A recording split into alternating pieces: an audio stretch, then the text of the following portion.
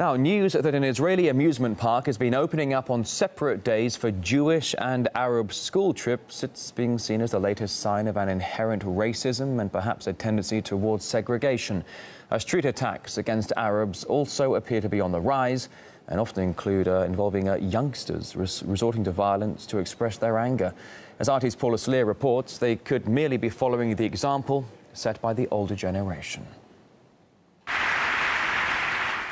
Of the 300 million Arabs in the Middle East and North Africa, only Israel's Arab citizens enjoy real democratic rights. But statements like this are small comfort for Arab Israelis. Whether or not they enjoy the right to vote, they face everyday problems of a more pressing nature. 3 months ago, Tel Aviv street cleaner Hassan Usraf was badly beaten up for no other reason than that he's Arab. One of them said to me, "Hi, Arab." I said, "Why do you say that? I mean, what's the difference? Arab, Jewish?" Then another guy came up to me and said, "You want a country, Arab?" The next thing the father of 3 remembers is being hit on the head with a bottle. Everything went black. I fell to the ground. They started kicking and hitting me. My lawyer told me that when they were held by the police, they heard the kids competing among themselves who hit me the most.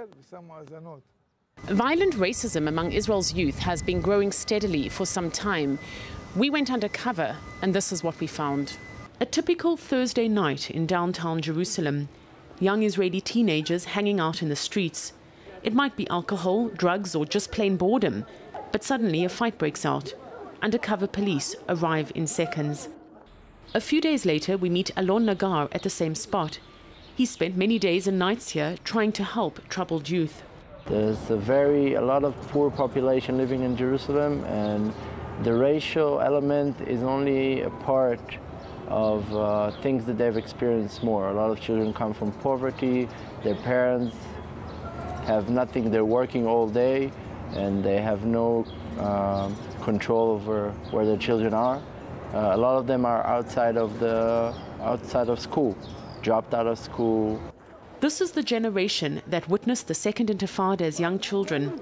The scars it left are deep. Those adolescents that were exposed to terrorist attacks and develop post-traumatic symptoms, they tend to exercise twice as much risk-taking behaviors, attacking innocent people just because they are Arabs with no provocation whatsoever.